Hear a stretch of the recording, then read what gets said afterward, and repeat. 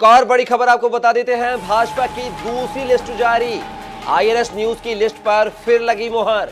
इंदौर से शंकर लालवानी, छिंदवाड़ा से बंटी साहू, बालाघाट से भारती पारथी, धार से सावित्री ठाकुर, उज्जैन से अनिल फिरोजिया के नाम का ऐलान।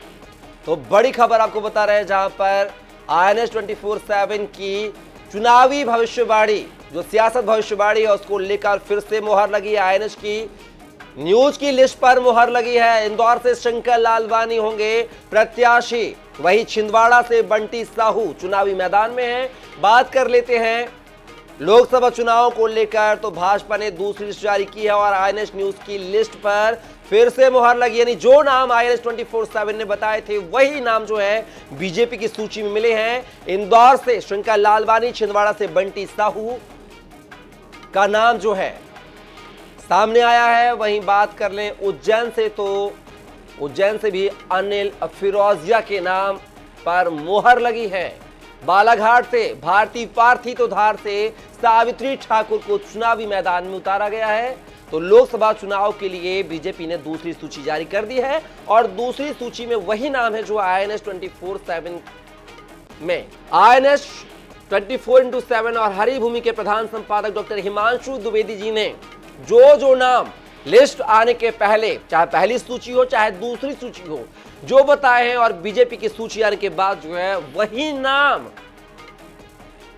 पाए गए हैं, यानी उन्हीं नामों पर मुहर लगी है। तो एक बार फिर से आपको बता देते हैं कि बालाघाट से भारती पारथी को टिकट दिया गया, धार से सावित्री ठाकुर को प्रत्याशी बनाया गया है, उज्जैन से अनिल फिरोजिया को एक बार फिर से मौका, भरोसा जताया है पार्टी ने। लोकसभा चुनाव के लिए भाजपा ने दूसरी सूची जारी कर दी है। तो देख सकते हैं इंदौर से शंकर लालवानी प्रत्याशी बनाए गए हैं, छिंदवाड़ा से बंटी साहू, बालाघाट से भारती पारथी के नाम पर मुहर लगी है। और इस खबर पर हमारे साथ हमारे विशेष संवाददाता अनुराग मालवीय जुड़ गया है। अनुराग, बात की जाए तो आईएनएस 24/7 ने जो नाम, जो हमारे चैनल हेड प्रधान संपादक डॉक्टर हिमांशु द्विवेदी जी ने बताए थे, उन्हीं नामों पर मुहर लगी है और जो 5 सीटों पर पेच फंसा था उन पर नामों का ऐलान कर दिया गया है। क्या कहेंगे इन सीटों को लेकर? देखिए, बिल्कुल अगर हम बात करें तो बालाघाट से शुरुआत करते हैं, तो बालाघाट से डॉक्टर भारती पारथी जो है उनको प्रत्याशी बनाया गया। यहाँ काफी कठिन था उनके लिए, क्योंकि डॉक्टर भारती पारथी जो है सिर्फ पार्षद है और गौरीशंकर बिसेन की बेटी मौसम बिसेन रेस में थी। इसके अलावा मध्य प्रदेश में भारतीय जनता युवा मोर्चा के अध्यक्ष वैभव पवार भी जो है टिकट की दावेदारी बालाघाट से कर रहे थे, लेकिन उन दोनों को पछाड़ते हुए, जैसा हमने भी बताया था, भारती पारथी को जो है भाजपा ने वहां से टिकट दिया है।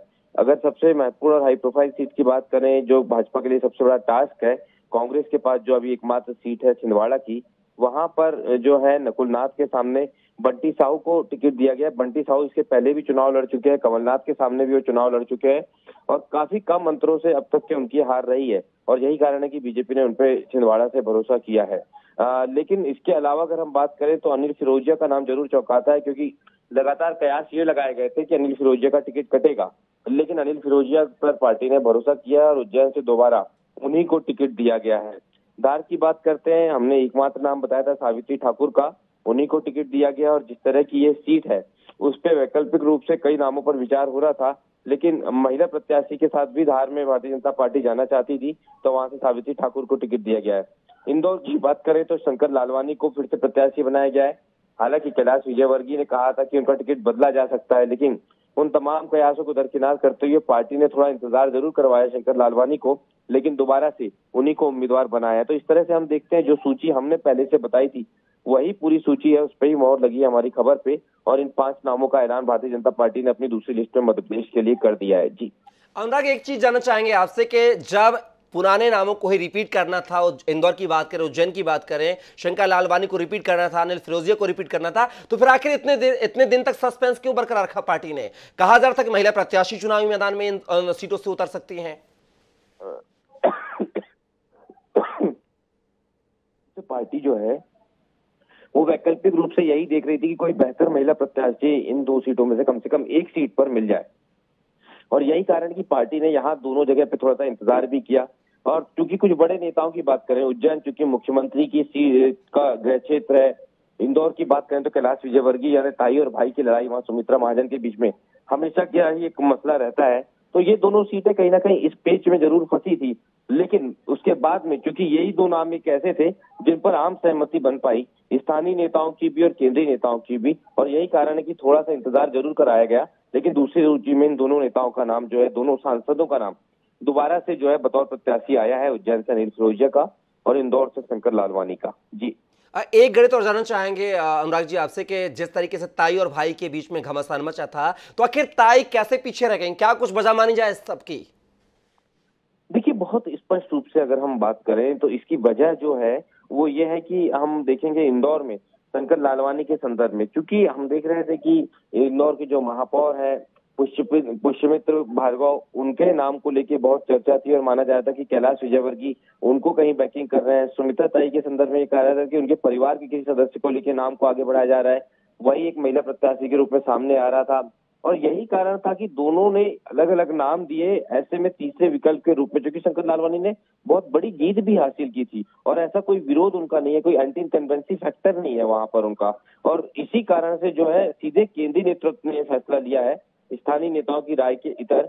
हालांकि पैनल जब मध्य प्रदेश से भेजा गया था 3 नामों का, उसमें शंकर लालवानी का नाम था ही और पहली तरजीह पे था जो फीडबैक लिया गया था उस आधार पे। तो कई ऐसे बड़े कारण थे जिसके कारण शंकर लालवानी को ही पार्टी ने रिपीट करना बेहतर समझा है। जी चलिए अनुराग, तमाम जानकारी को साझा करने के लिए बहुत शुक्रिया आपका। तो बीजेपी की जो है दूसरी सूची सामने आई है। 24 प्रत्याशियों के नामों का ऐलान पहले सूची में कर चुकी है बीजेपी और बची हुई 5 सीटों पर आज नामों का ऐलान हो चुका है। इस तरीके से मध्य प्रदेश की 29 लोकसभा सीटों पर बीजेपी ने अपने प्रत्याशियों के नाम का ऐलान कर दिया है।